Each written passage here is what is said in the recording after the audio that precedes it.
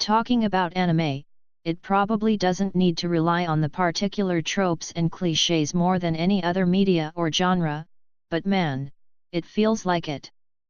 It seems like every show, movie, or OVA are the same, and the people making them are just following a preordained checklist. Apparently not everyone is happy about that. A female One Piece fan just expressed her complaint on Twitter and arose big controversy. Here are 10 of the most prevalent anime cliches out there. Number 10. Parental guidance suggested more than 50% of all high school-aged children in Japan are completely parentless, and another 35% only have one parent remaining. Basically, if you're Japanese and have a kid, you are signing your own death warrant. Goku from Dragon Ball Z? No parents. Naruto? No parents. Ichigo from Bleach? Dead mom, living dad. Taru from Fruits Basket? No parents. The three main kids from Evangelion? Only one of them has a parent, Shinji's dad, and Shinji would have been way better off if he had died. The amount of middle school and high school aged kids who are living without any kind of adult supervision is, frankly, absurd. Number 9. Me so hungry. Are you the protagonist in an action anime? Then guess what? You have a terrible eating disorder. For some reason, being the star in any shonen/boys type manga or show means you like eating all the time, and this is somehow supposed to be hilarious. Goku eats everything, One Piece's Monkey D. Luffy is obsessed with meat, Death Note's L must constantly be feeding himself sugar, and Yellowtail Tuna is Zatch Bell's heroine. Even the few fat anime characters are less obsessed with food than these guys. There are some anime heroines obsessed with food, usually fighters, like Ikitosen's Sansaku, but more of them seem to be obsessed with booze, like Evangelion's Misato, Ran of Tsukikage Ran, Carula from Utaware Ramono, and Yukari from Azumanga Daioh. Number 8. Girls, girls, girls, you know what happens when you have a country effectively without adult supervision? High school kids living together in sin. And not just regular sin, harem sin, because invariably one guy will end up living with 4 or more hot girls, all of whom desperately love/want to bone him.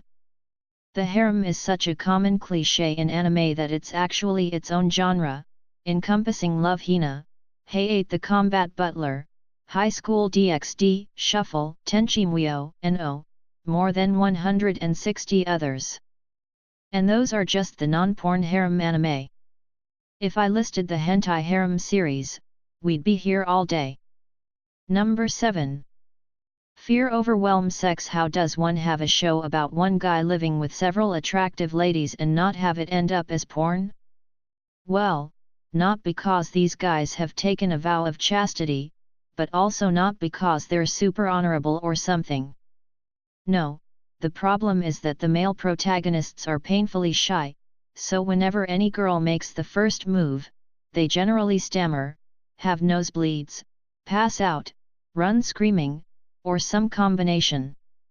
High School DxD, To Love Are You, One Igai Teacher, and more are all examples of this cliché, which seems a little weird because most of these series are also PG-13 equivalent boob delivery devices, too. The amount of sex the average Japanese high school student in a romance or comedy anime turns down is, frankly, absurd. No wonder Japan has a problem with declining birth rates. Number 6. The Boobfall. Have you accidentally bumped into someone so hard you fell down on them? If so, have you ever landed face first in someone's boobs? Sure, it might happen occasionally by accident, but in Japan it happens every single time. It's like cats always land on their feet. Japanese anime characters always land face first in boobs. This goes for both guys and girls, by the way. Sometimes, falling isn't even involved. Anime characters walk, or run, in someone's breasts so often that TV Tropes has named it fun bags, airbags. The worst version of the boob fall, in my august opinion, is the accidental grope. Say you're falling on someone, what do? If you answered to use my arms to break my fall, or, at least to try to avoid falling upon the other person as much as possible as not to injure them, then you're a human being.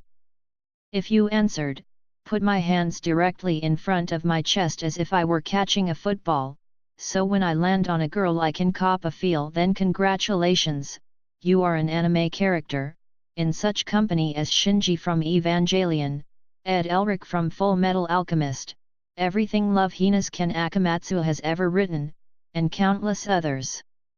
Number 5. Groping is our business. So if that's accidental perversion, what about intentional perversion? That act belongs solely to the salarymen, those tireless white-collar workers who keep Japan's economy strong, and who, no matter their age, once they are in a train car with a high school girl, will immediately start groping their bottom. If you are a girl in a sailor suit getting on a train, there is a 99% chance one of the suitcase-carrying passengers will use the jostling of the train to cop a quick feel, and that's the best-case scenario. Some will use their phone camera to look up your skirt. But that's anime, obviously. In real life, Japan has made some subway and train cars for women only, so, yeah, that's just pretty horrible. Number 4. All in Tsundere, the best-known Japanese character stereotypes, is probably the Mo girl, more popularly nicknamed the Mo blob. These are nice, quiet girls who are exceedingly polite, proper, cute without being sexy, and most importantly, devoid of anything resembling a personality. But there's one character type that existed before the Mo, and will continue forever, the Tsundere. These are the bossy, bitchy female characters who have a soft, romantic inside. They usually give the male protagonists a hard time, but are secretly infatuated with them.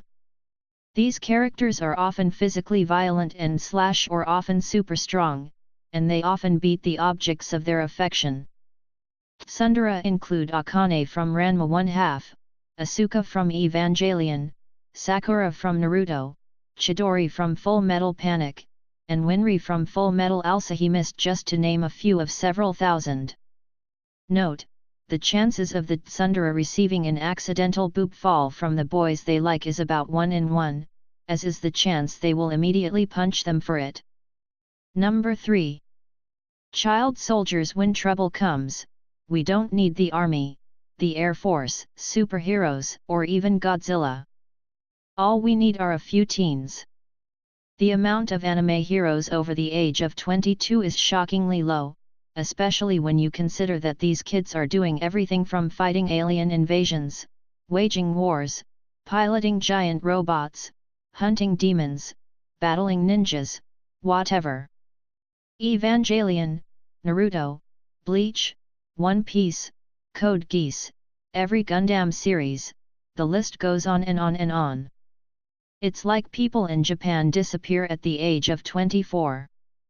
Or maybe that's when they become salarymen and start groping high school girls on subways, trains. Number 2.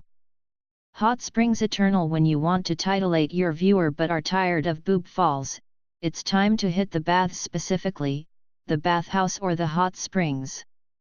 This is basically an excuse to get your main female characters naked, and then provide more boob falls. These are common enough in anime that they can be reasonably predicted to occur at the 6th, 7th, or 8th episode. Even young kids series like Pokemon and Mega Man, NT Warrior have them.